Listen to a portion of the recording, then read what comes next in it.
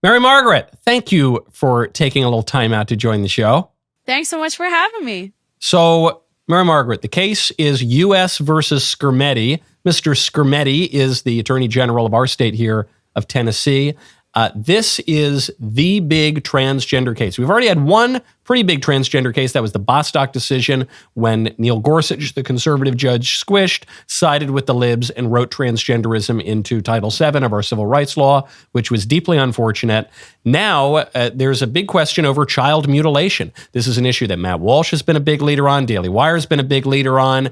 It's all coming down to this case. Oral arguments are being heard today. What's going on? Yeah, so this is a case, like you said, Michael, dealing with Tennessee's law banning transgender interventions for kids. And we know those are surgeries, puberty blockers, and hormones that the left likes to call gender-affirming care. They're euphemism to hide what we're actually talking about. And the Biden administration and the ACLU sued over this law, which is how we ended up here. But I think it's worth pointing out, too, this case ended up here partially because of Matt Walsh's investigation into Vanderbilt Medical Center and the procedures that they were performing on children there. So this is a case, obviously, that we at the Daily Wire care so much about. And we're expecting to hear the justices hear the oral arguments on this.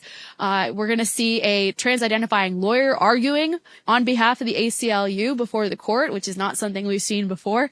So I'm personally interested in seeing how the justices refer to this woman who identifies as a man.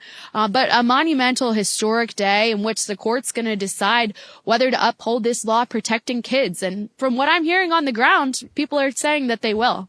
That fact that you just mentioned is one of the more bizarre aspects of an already bizarre case, and I think people haven't paid enough attention to it. A transvestite is going to be the lawyer arguing the case. Usually, to practice law, you have to demonstrate that you are in command of your rational faculties. If you are a man who thinks that he's a woman or a woman who thinks that she's a man, you're not. You're obviously suffering from some major defect of your perception. So that fact alone is bizarre. I can't help but notice, though, you mentioned it's a woman who identifies as a man. Nothing is by accident when it comes to Supreme Court litigation. Do you think that the pro-trans side here picked this woman as the most sympathetic sort of character to make the case? It's quite possible. I mean, I've heard a lot of different rumors and speculation surrounding this lawyer.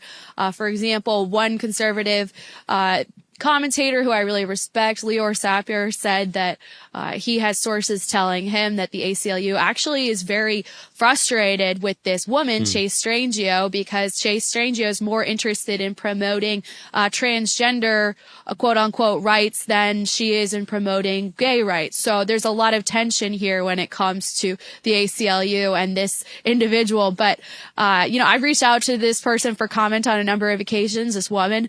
We just published a story at the Daily Wire yesterday, actually, on Chase Strangio and how this is this supposedly historic moment.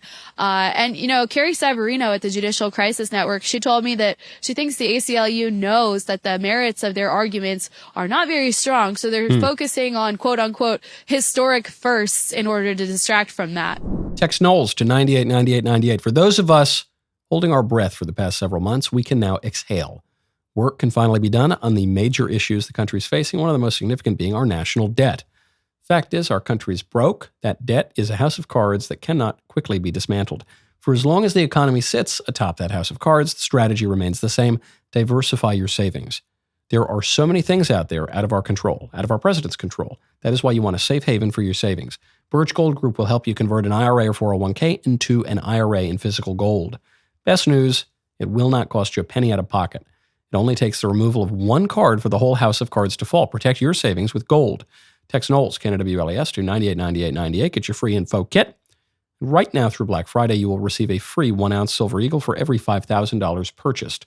As the exclusive gold partner of the Daily Wire for the past 5 years, you can trust Birch Gold, as I do, to help you protect your savings. A lot of the Trump plans are going to be really, really good in the long run. There might be a little difficulty in the short run.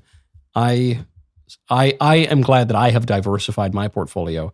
You can look into it too. Text Knowles to 989898 today.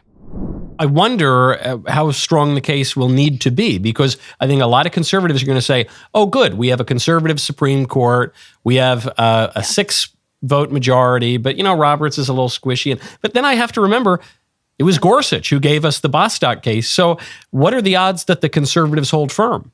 I mean, when I ask the legal experts that, they always say, well, we can't predict what the justices are going to say. And I would have to err on that side as well. But an interesting fact I would like to note, Michael, is that all of the liberal media outlets, when they're covering this and they're trying to guesstimate exactly what you just said, they all point to the last election and they say the backdrop of all of this is that many Americans came out to vote for Trump on the transgender culture war messaging, which Trump leaned into. And of course, we talked about this extensively. How Trump really focused so much money and time on these ads exposing the left's radical extremism when it comes to transgenderism. And so a lot of these liberal media outlets point to this fact and they say, this is the backdrop, so it's not looking good. I think their suggestion is that the justices will be influenced by this, and I guess that remains to be seen. The justices look at the opinion polls. There's no question about it. Every year that goes by, I have a little bit more of a jaded take on the Supreme Court. The building right behind you is that big, magnificent court building. It's supposed to be a temple of justice. That's why the buildings are constructed in that way. But it does seem as though quotidian politics really affects these things. And I think the best predictor of how the judges are going to vote is public opinion. You saw this even after 50 years almost of Roe v. Wade being on the books. Finally, opinion had not that people had become suddenly overwhelmingly pro-life, but everyone seemed to recognize, most people at least, that the Roe v. Wade logic was illogic, actually. And so finally that went away. I think on this issue, this trans issue is a winning issue for conservatives. The vast majority of people know that men can't become women, and even if they're willing to play along for whatever reason, the overwhelming majority of people really don't want to castrate kids. So I feel pretty good about it going in. But obviously, we haven't heard the oral arguments yet. Exactly. And you're so right, Michael, in that most Americans are so averse to this topic in general. It gets people going like nothing else. I'll have Uber drivers who don't want to identify as Republican, but then this topic comes up and they just get so upset and irate. I have a colleague who told me that her father never cares about politics, but he was motivated to go to the polls specifically because of this issue. And of course, we already know from kind of the postmortem of the election how many Americans were so motivated to vote for Trump based on this issue alone. So it really is the sleeper issue of 2024.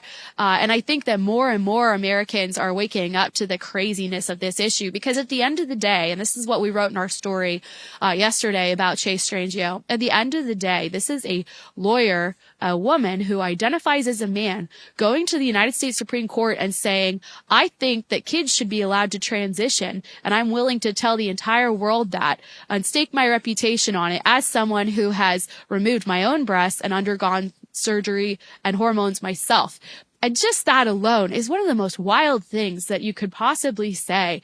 And it's become semi-commonplace in our culture. So, all of that is to say this is a very unusual circumstances that we've been told is common and is normal. We've been told that we should love it and embrace it. And the American people have really pushed back on that. Yeah, I'm cautiously optimistic. I'm hopeful. So we'll be checking back in, obviously. But Mary Margaret, please stay safe out there with all those lunatics who want to geld kids. We will. See you next time. That was a spectacular clip, and everybody's talking about it, and we all agree. So if you want more of them, you have to subscribe to my YouTube channel, and then I'll see you next time.